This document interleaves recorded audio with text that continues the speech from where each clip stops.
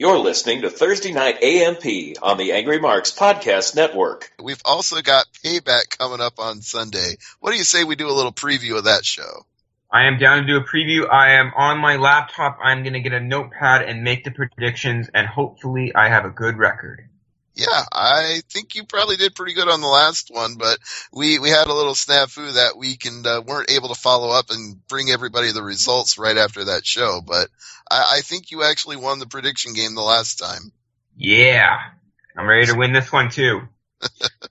All right, well, why don't we start with the main event because it's a four-way with Seth Rollins putting the title on the line. Take us through that, Jordan. We have Seth Rollins going in a fatal four-way match. Seth Rollins, who is the current WWE World Heavyweight Champion, as he goes against Roman Reigns, Dean Ambrose, and Randy Orton.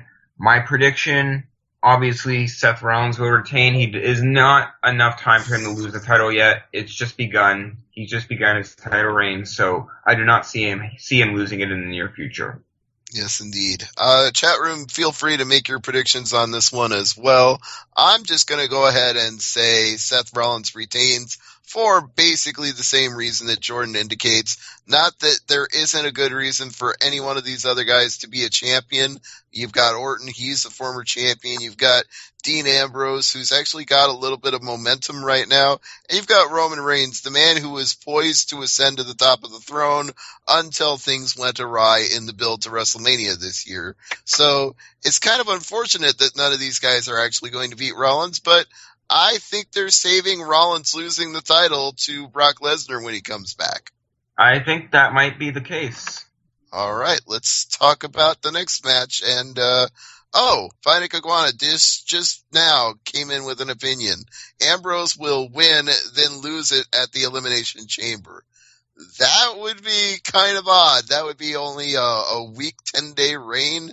I don't know if they would really go that way. Jordan, what do you think of that idea? First off, they're having 2 pay-per-views in 2015. That's like obviously there's 12 pay-per-views in 2015, but... You mean 2 in the month of May. 2 in the month of May? That seems so weird, but, Ambrose will not win. I respect his opinion, but I don't see Ambrose winning the title probably at least for another couple years, to be honest.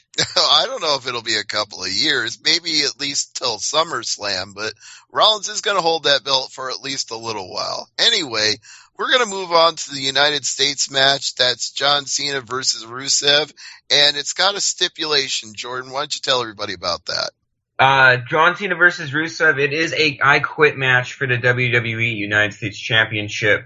I like where the momentum is going in this match. I kind of like how this whole feud's going to come about, but I don't see Cena holding the United States Championship for a long time. I kind of see Rusev winning this match. It might be a controversial opinion to some people, but I can't see John Cena retaining the belt. I'm going to picture that Rusev wins this match in the I Quit match. John Cena had the last few matches over Rusev. It is Rusev's time to get the belt back. I'm going to disagree with you, but I'm going to give you a very good reason why. They've been teasing Lana making a face turn on Raw and SmackDown for the last several weeks. Every time she comes out there and the crowd starts to pop for her, Rusev gets mad and sends her to the back. So I think somehow, some way, Lana is going to cost him this match and have him lose to John Cena yet again, and he'll get pissed off and fire her, and then she'll truly break out on her own and be the babyface. Well, you look at Lana right now, and what's her role, really? If she turns on Rusev, where do you see her direction going? But she's beautiful, she's gorgeous, so WWE is going to do something with her. Like I said, with the Divas, if you're hot, you're going to get a contract.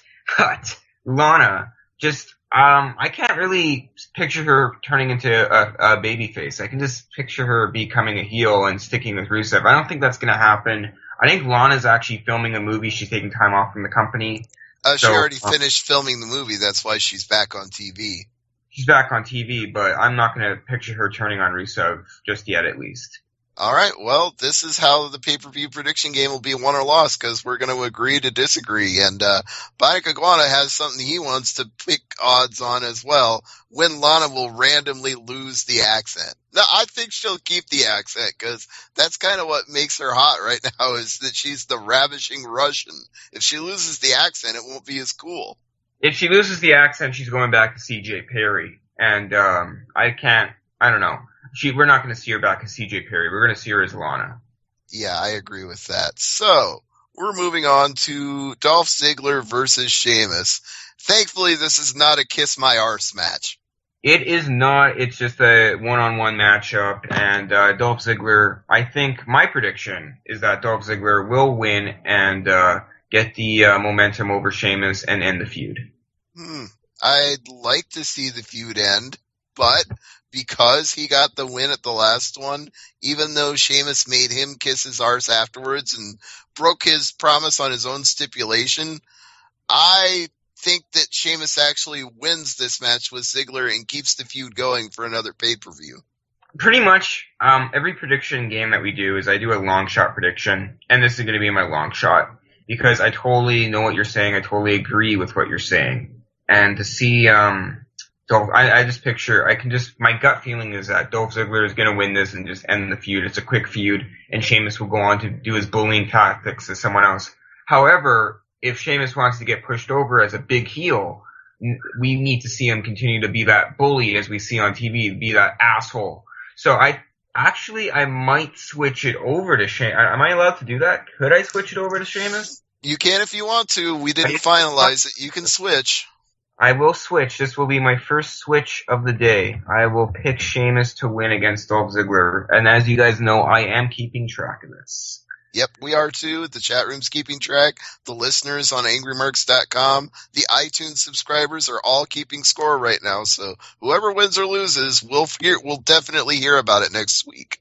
Oh yeah, and like you said, get AngryMarks.com on iTunes. If you guys are in the car cruising or going to work or something, there is nothing better than hearing Jordan Garber and Stevie J in the car talking wrestling. Indeed. Yes, that's what our friend Owen Harley says on Twitter. He's like, you guys have great chemistry. I really love listening to it. You guys have a lot of fun on the show, and I have a lot of fun listening to it. So, solid endorsement there from Twitter. We can't thank him enough for that.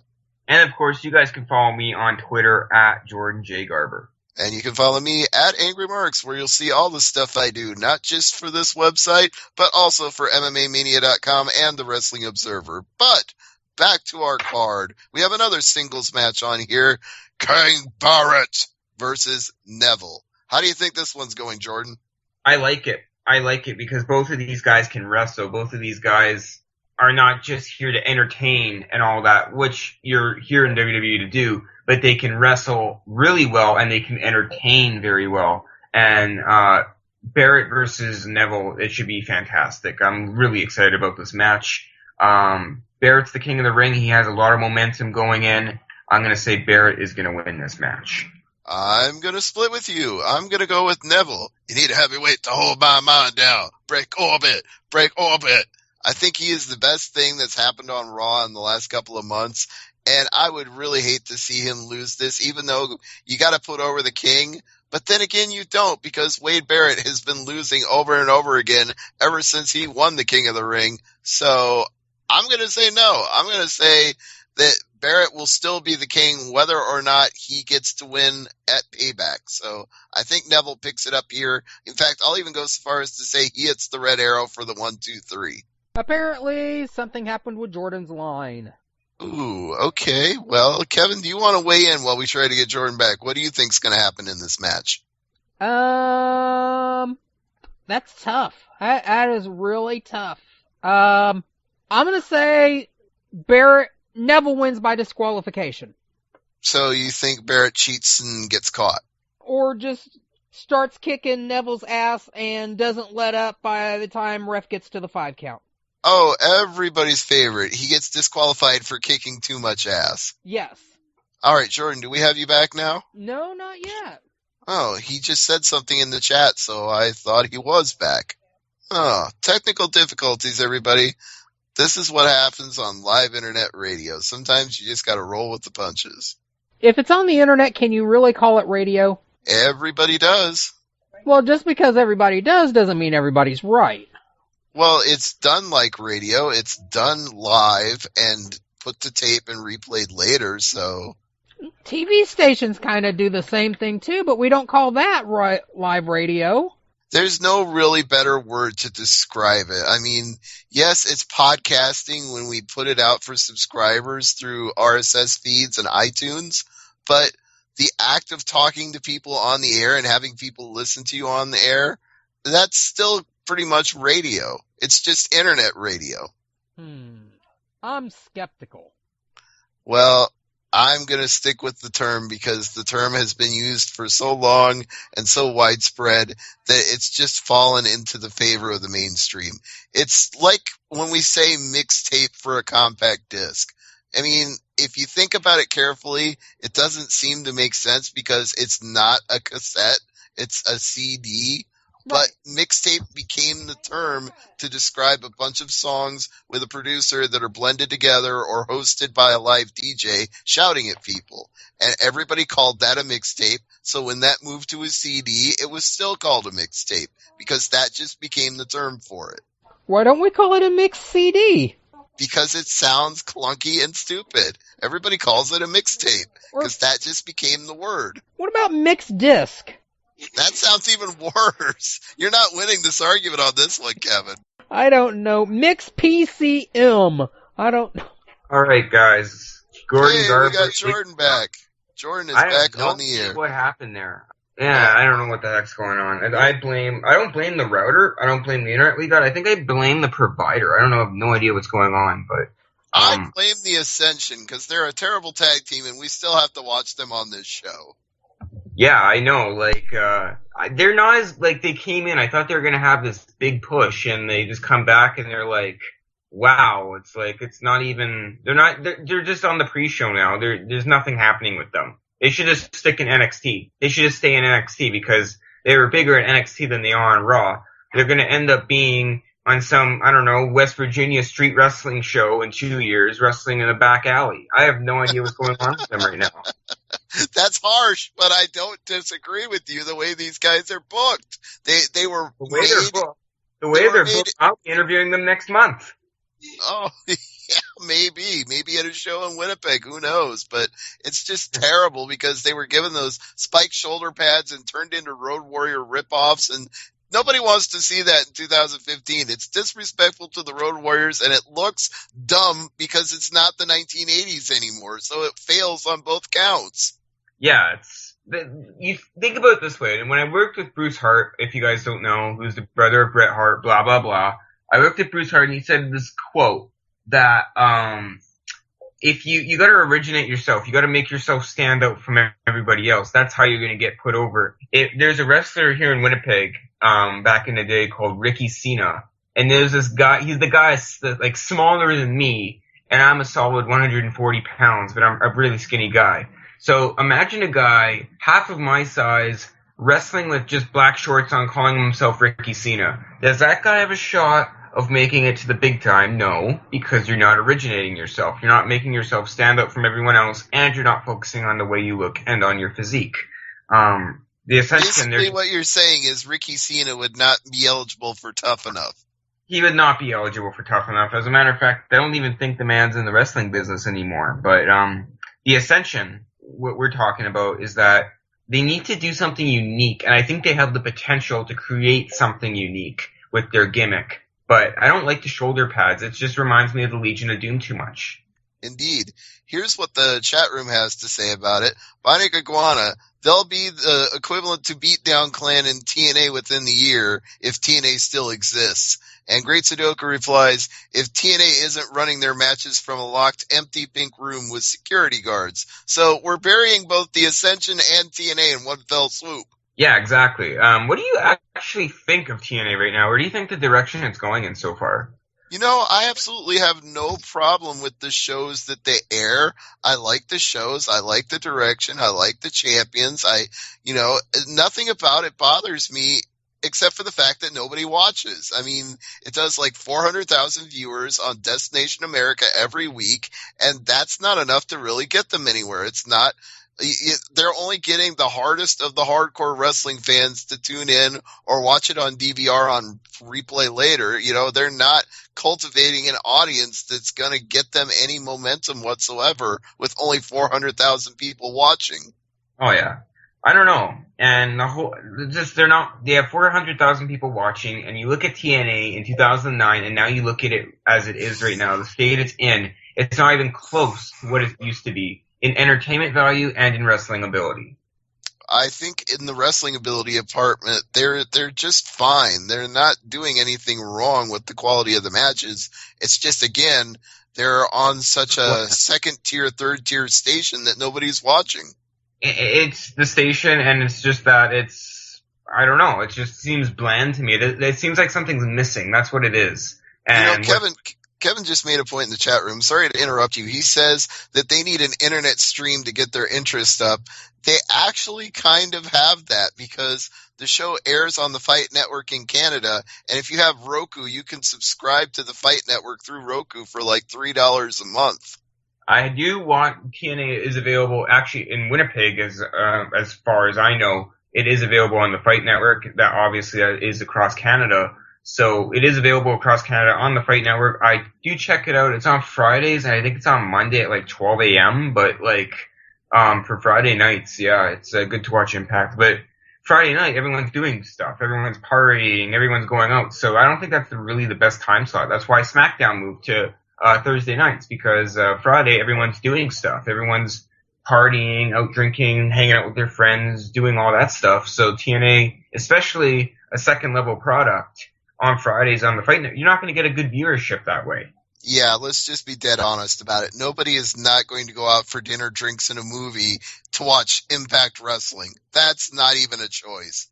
Yeah, you're not going to go on a date and say, "Oh, let's watch TNA Impact Wrestling." It doesn't work that way. It's not going to work yet. No, it does not. Sorry. We just have to be dead honest about it. We're not trying to say TNA sucks, but we're saying there's priorities here. And if Age of Ultron is coming out in theaters and your girlfriend wants to go out for the evening, you're going to go do that. So before, I was rudely interrupted by the disconnection, which is kind of annoying, really annoying, since all you valued listeners from around the world are listening to Jordan Garber live. Let's continue with our payback predictions. Right, and since we were talking about the Ascension, let's make a prediction for that. I'm going to say that Curtis Axel and Macho Mandow win the match, the brand new Mega Powers for 2015. It's kind of, looking at this team is just like, wow, it's like they're being so misused. It's like when you're brought to the WWE, you hope to get used properly, and these are guys that are examples of not, that's it. Damian Sandow had that awesome feud with The Miz, and now he's all the way down to this. Again, he's Macho Mandow. It's like, yeah, you're going to go over, you're going to be a star, but you're not being used properly. People are pretty much laughing at you. And, at least you can say you're in the WWE, I guess. Well, I'm going to let him speak for himself on this one because he tweeted about it when people started complaining about Macho Mandow. He's like, unless you people have forgotten, I'm the one who took being a stunt double and made it work. So he's got a fair argument for that. I'm going to give Macho Mandow a chance. He might not be wrong. He may be able to get this one over too. But maybe WWE is telling him what to say over Twitter. After all, it is WWE Damian Sandow. Maybe, because if you tweet something inappropriately and WWE sees it and you're with their company, you will get in big shit. Yeah, you're right. They can't really be 100% honest on their Twitter accounts because WWE is monitoring them. But I think in this case, he's actually telling the truth. I think he wants this to work, and he's going to try to make it work. Yeah, I think so, too. Let's see how he does with it. And so is your prediction that Axel and Sandow win as well?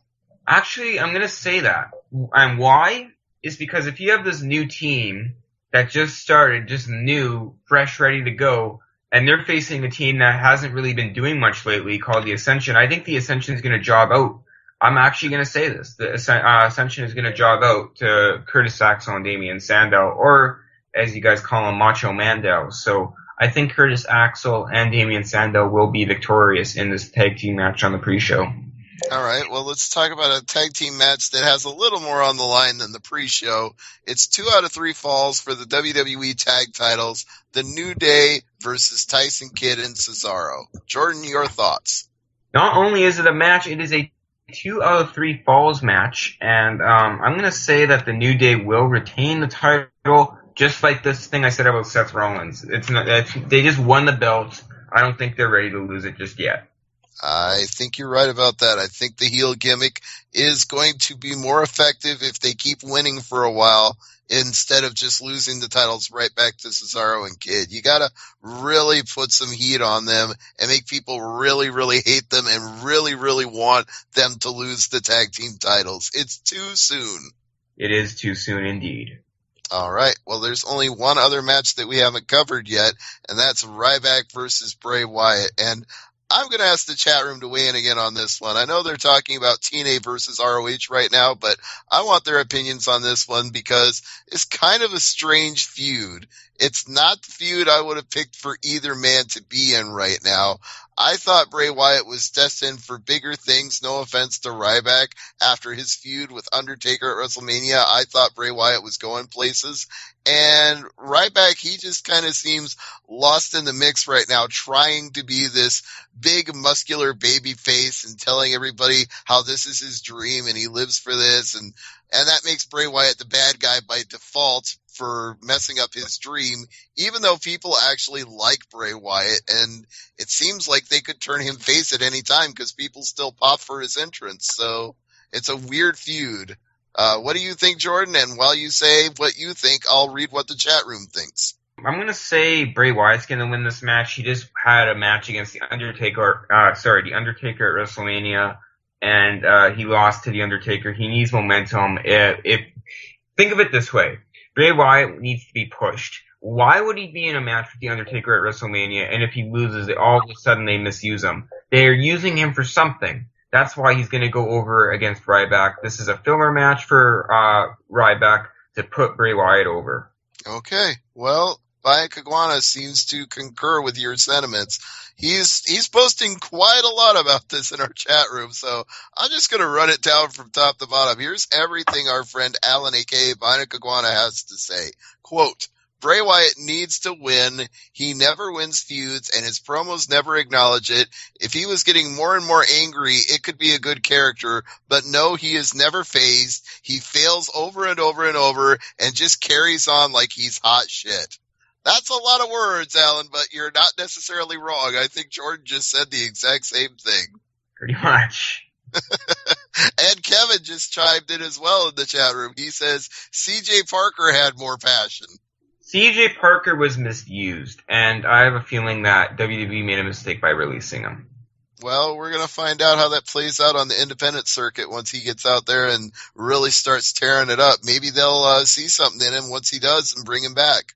Well, the thing is when you get released from WWE and you're back on the independent circuit, it's twice as harder to make it back. So hopefully it all goes well with CJ Parker. Well, it's true that it's not always easy to make it back in, but at the same time, we have seen people come in and out of WWE over the years. How many times has RVD left and come back? How many times has Chris Jericho left and come back? And they seem to be welcomed back with open arms. Yeah, pretty much. Well, we'll see what happens. Well, the thing is, did CJ Parker quit, or did they fire him? No, he asked for his release. He asked for his release. Okay. So if he asked for his release, why would he want to see him back in WWE sometime soon? Why would he want to see himself back in WWE? Maybe he's quitting to prove himself to the company. Who knows? Well, he basically said the reason he requested his release is he felt like he was a mid-carder and developmental getting nowhere, and if he was ever going to truly be a star, he'd have to get out there on the indies and prove it, and then come back when he had all this momentum from showing how great he could be. That is true, but at the same time, you're in WWE, you should embrace your moment. You should embrace your stardom. Even though you're on the developmental territory, you should still, I don't know. If I was in CJ Parker's position, I'd probably give it, another 6 months and see where it goes. But he's the veteran. He knows what he's doing, so his decision must be right.